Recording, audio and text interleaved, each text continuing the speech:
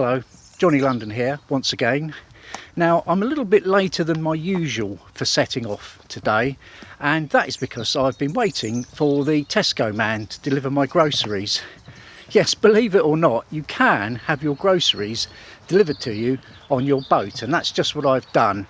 I've got a handy spot just down the towpath, about sort of 50-60 yards there, and it's buying in, and Tesco will deliver to anywhere if you give them a postcode and instructions. So I said, you know, buy the old inn, and you know, pick my delivery slot time, and I just strolled up there with my trolley, you know, ready to wait for him for up to an hour, because that's the length of the slots. And good as gold, the guy was there bang on the dot, so I didn't have to wait at all. And he even helped me down the towpath because I had a bit more stuff than than I thought I had. And so here I am. I'm just going to load all that away properly, put, you know, cold things in the fridge and freezer and what have you, and then ready the boat and have a little bit of a late afternoon cruise. Before I head off, reuse that. Having noticed that my trolley has a rather squeaky wheel, I'll take a quick look at it.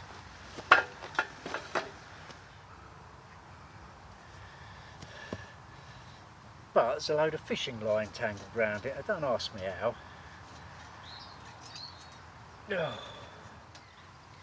I apply some grease and put the wheels back on. Hopefully the right way around. Still, that's done. A squeaky wheel gets a greasing. And I'll give the trolley a quick test.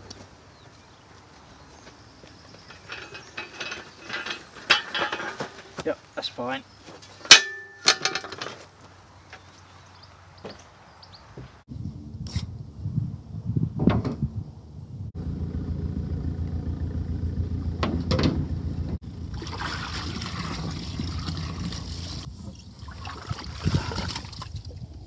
Nothing interesting in any of the tyres today, I'm afraid.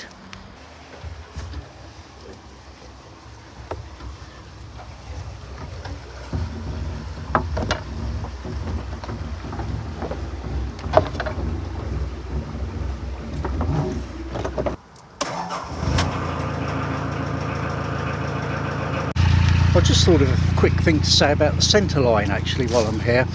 Although I've been on rings and I don't really need to have, you know, 3 lines, I've got a bow line and a stern line, don't really need the centre line when you're sort of well secured like that.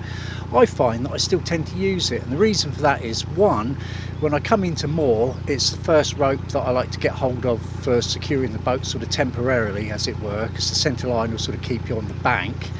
And two, when you head off, same thing again. You know, if you've only got a bow and stern line on, as soon as you do one or the other, if you've misjudged it, the wind will be blowing you diagonally across the canal, or sometimes you get dragged by a passing boat.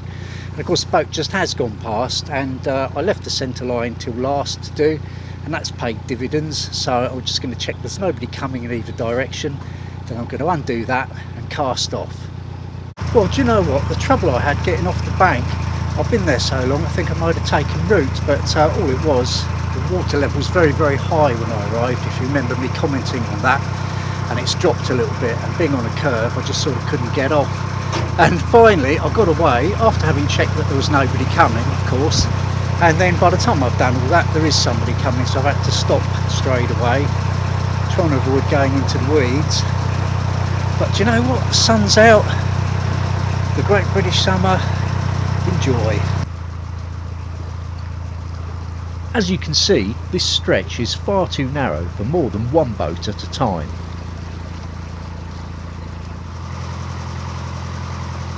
Soon things begin to open out.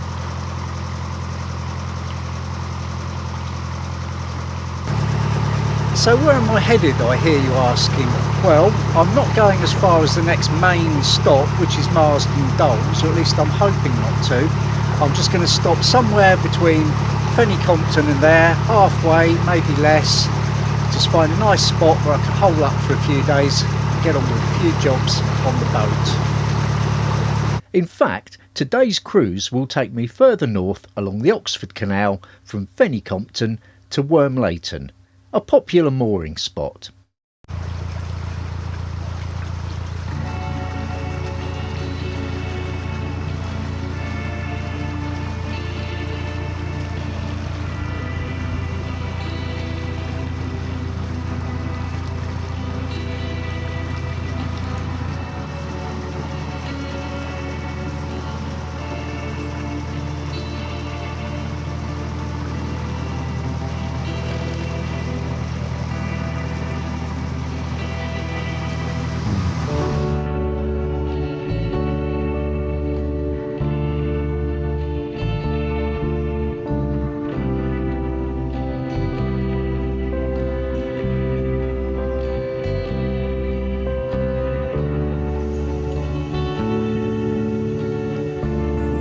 This stretch of the canal is uncharacteristically straight.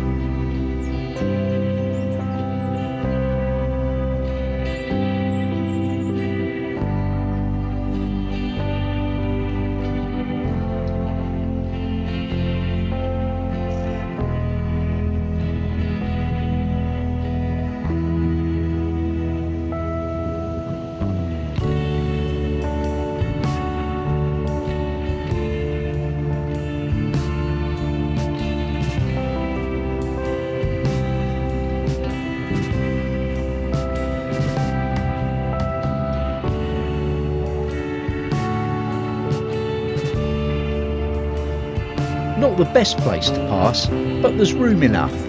Just.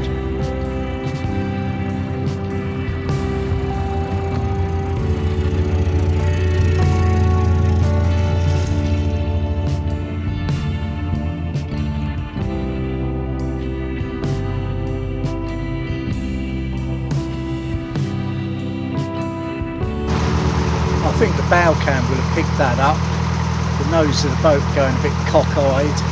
That's because where I was passing that other boat, there was another boat moored as well, obviously, so we really had to use the full width of the canal, and I was on the rough side, the non-towpath side, and it's generally less well dredged, less deeper there, and that proved to be the case. It was just sort of touching the bottom and riding through the silt, as it were, for a little bit there, sort of put the steering out of whack, but it's okay. I mean, it could have been worse. At least there was room to get past.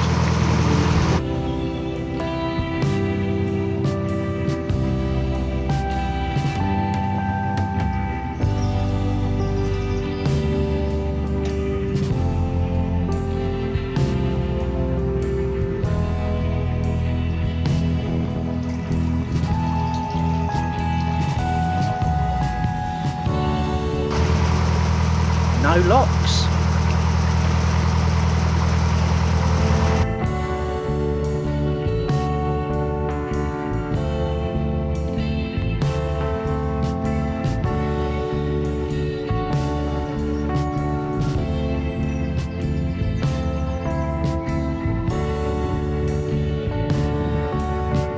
He's found a nice spot.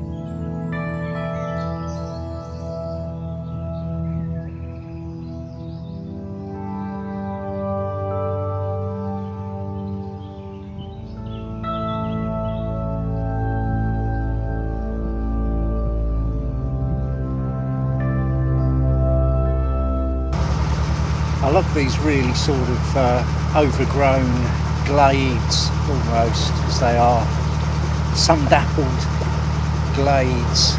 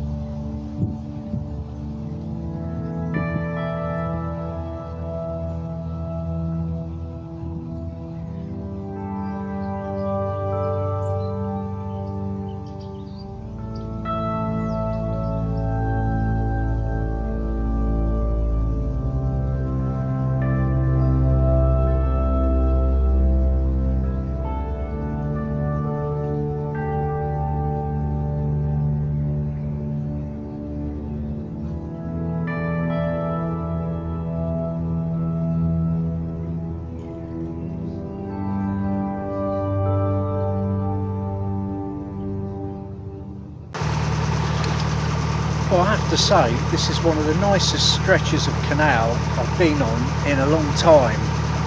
Aided no doubt by the glorious weather, but it's a real gem. Very windy, very little armco about, so not as easy to pick yourself a nice mooring spot out of the way here. The guy I just passed back there was on the pins and off the bank a little bit as well. I think I saw a bit of gangplank on the go there. But you can't have it all, can you? I mean, this is definitely first class.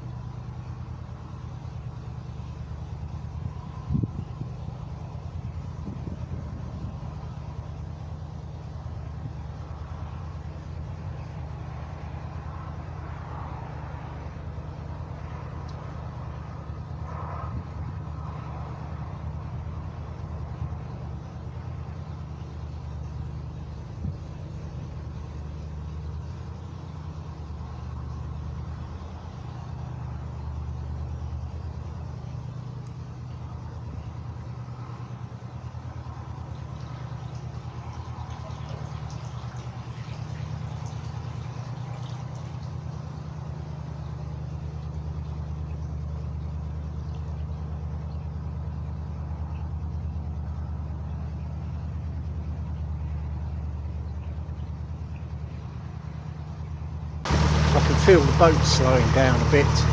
We're either going uphill or it's getting a bit shallow.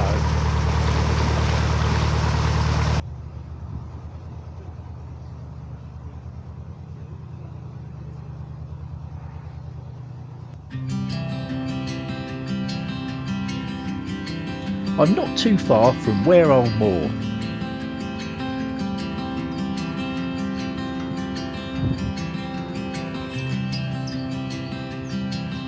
As you can see, the canal is wide and clear, and there's a gentle breeze.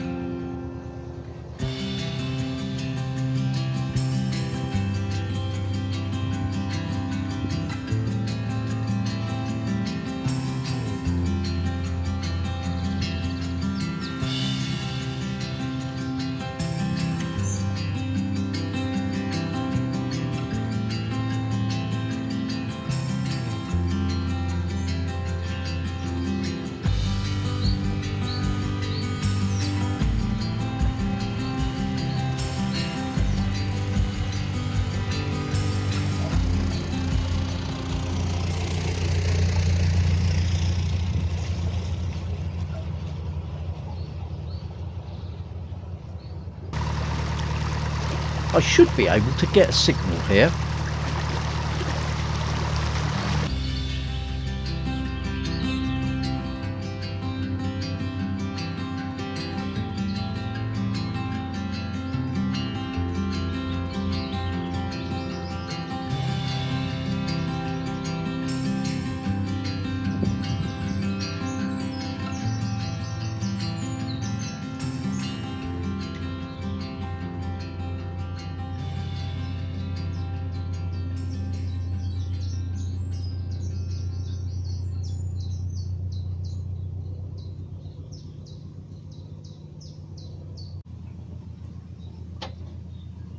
Onco ahead, and there's a space there just for me.